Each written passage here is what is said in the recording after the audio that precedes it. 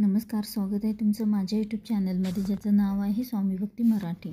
22 September म्हणजेच कालपासून शारदीय नवरात्रीला सुरुवात झाली आहे आणि आज आहे नवरात्रीची दुसरी माळ आणि आज मंगळवार देखील आहे आणि त्यामुळेच आजचा वार हा कुलदेवीचा वार आहे आणि याचंच औचित्य साधून काही सेवा आपल्याला आजच्या दिवशी करायची आहे. तर बघा, आपण या नवरात्रीच्या काळामध्ये अनेक सेवा उपाय हे करत असतो आणि या काळामध्ये आपण केलेली सेवा ही कधीच वाया जात नाही. अगदी आपण मनापासून कोणतीही सेवा केली तर नक्कीच त्याचं फळ आपल्याला मिळत असते. आणि या नवरात्रीच्या काळामध्ये आपली कुलदेवी आई भगवती ही आपल्या घरामध्ये सूक्ष्म स्वरूपामध्ये वास करत असते आणि त्यामुळेच आपल्याला या काळामध्ये जास्तीत जास्त आई भगवतीची, आपल्या कुलदेवीची सेवा ही करायची असते. त्यासोबतच काही उपाय देखील करायचे असते. तर असाच एक उपाय आपल्याला आज दुसऱ्या माळेला करायचा आहे. तर तो कोणता उपाय आणि कशा प्रकारे करावा, तर याबद्दलची संपूर्ण माहिती आपण या व्हिडिओमध्ये बघणार आहोत. तर व्हिडिओ स्किप न करता संपूर्ण बघा आणि जे कोणी नवीन असेल या चॅनलवरती तर सबस्क्राईब करा. तर बघा, आज आहे दुसरी माळ आणि तुमच्याकडून जर पहिल्या माळेला दुर्गा सप्तशती पारायण करणं शक्य झालं नाही तर तुम्ही आज आवर्जून दुर्गा सप्तशती या ग्रंथाचे पारायण करू शकता. तर आज देवीचं रूप हे ब्रह्मचारिणी, तर ब्रह्मचारिणीची पूजा केली जाते आणि त्यातच आज मंगळवार आहे आणि त्यामुळेच आज दुर्गा सप्तशती पारायण आवर्जून करावे. त्यासोबतच कुंकुमार्चन ही सेवा देखील आपल्याला आवर्जून आजच्या दिवशी करायची आहे. तसेच ज्यांना काहीच करणं शक्य नाही तर त्यांनी सिद्धकुंजिका स्तोत्रमचे एक पाठ किंवा 5 वेळा किंवा 11 वेळा पठण करा. तुम्हाला जसं जमेल तसं तुम्ही सेवा करू शकता. पण अवश्य आवर्जून आज आपल्याला काही ना काही सेवा या करायच्या आहे.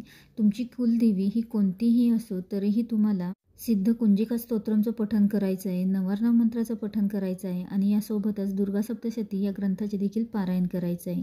मासिक धर्म विटाळ असेल तर तुम्ही करू नका, तर तुम्ही नामस्मरण करू शकता. त्यासोबतच तुम्हाला वाचणं शक्य नसेल, वाचता येत नसेल तर तुम्ही श्रवण देखील करू शकता. नवार्णव मंत्राचा मंत्रजाप तुम्ही करू शकता. तुमची कुलदेवी कुठलीही असो तरीही तुम्ही आज दिवसभरामध्ये या सेवा आपल्याला चुकवायच्या नाही. आणि त्यासोबतच आपल्याला 2 विड्यांच्या पानांचा एक सेवा देखील आपल्याला करायची आहे. तर यासाठी आपल्याला 2 विड्यांची चांगली पाने घ्यायची आहे आणि ही सेवा कोणीही करू शकतं. फक्त मासिक धर्म असेल तर घरातील कोणालाही तुम्ही करायला सांगू शकता. तुमचे पती, सासू, आई किंवा तुमची मुलगी, मुलगा, तर हे देखील ही सेवा करू शकता. तर 2 विड्याची स्वच्छ पाने घ्यायची आहे, ती स्वच्छ करून घ्यायची आहे, कोरडी करून घ्यायची आहे आणि त्या पानांवर आपल्याला कुंकवाने रीम हे अक्षर आपल्याला मराठीमध्ये लिहायचं आहे. तर पानाच्या पुढील बाजूने आपल्याला कुंकवाने, काडीने आपल्याला हे अक्षर आपल्याला काढायचं आहे. काडीने किंवा हाताने काढलं तरीही चालेल. त्यासोबतच दिवसभरामध्ये तुम्ही केव्हाही हा उपाय करू शकता. जिथे तुम्ही घटस्थापना केलेली आहे किंवा नसेल केली तर अखंड दिवा लावला असेल किंवा कुलदेवीच्या फोटोसमोर देखील तुम्ही ही पानं, रीम हे अक्षर काढल्यानंतर या दोन्ही पानांना आपल्याला हळद कुंकू अक्षता अर्पण करायचे आहेत आणि दोन्हीही पानं आपल्यावर एकावर एक ठेवून घटासमोर किंवा देवीच्या फोटोसमोर आपल्याला ही पानं ठेवायची आहे. त्यासोबतच आज आपण ब्रह्मचारिणी देवीची पूजा करणार आहोत.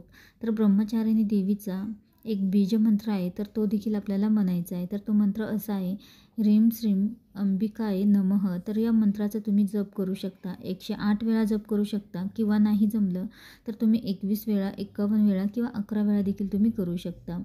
विड्याची पानं देवासमोर ठेवल्यानंतर, देवीच्या फोटोसमोर ठेवल्यानंतर आपल्याला हात जोडायचे आहे आणि त्यानंतर मंत्र म्हणायचा आहे. तसेच ज्या वेळी तुम्ही घटाचे विसर्जन करता तर तेव्हा या पानांचं देखील आपल्याला विसर्जन करायचं आहे. ब्रह्मचारिणी देवीची पूजा केल्यावर जे आपलं मानसिक संतुलन आहे तर ते कमी होते आणि आयुष्यामध्ये कधीच कुठलीही संकट, दुःख आपल्यावर येत नाही. प्रत्येक गोष्टीवर मात करण्याची क्षमता प्राप्त होते. आई भगवतीची सेवा करण्याचं खूप मोठं फळ मिळते. तर या शारदीय नवरात्रीमध्ये आई भगवतीचं तत्त्व हे खूप जास्त प्रमाणामध्ये जागृत झालेलं असतं आणि त्यामुळेच आपल्याला या काळामध्ये जास्तीत जास्त सेवा आपल्याला करायची असते.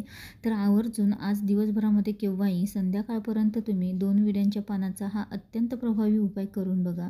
व्हिडिओ आवडला असेल तर लाईक करा, कमेंट करा, शेअर करा आणि सबस्क्राईब करा. श्री स्वामी समर्थ.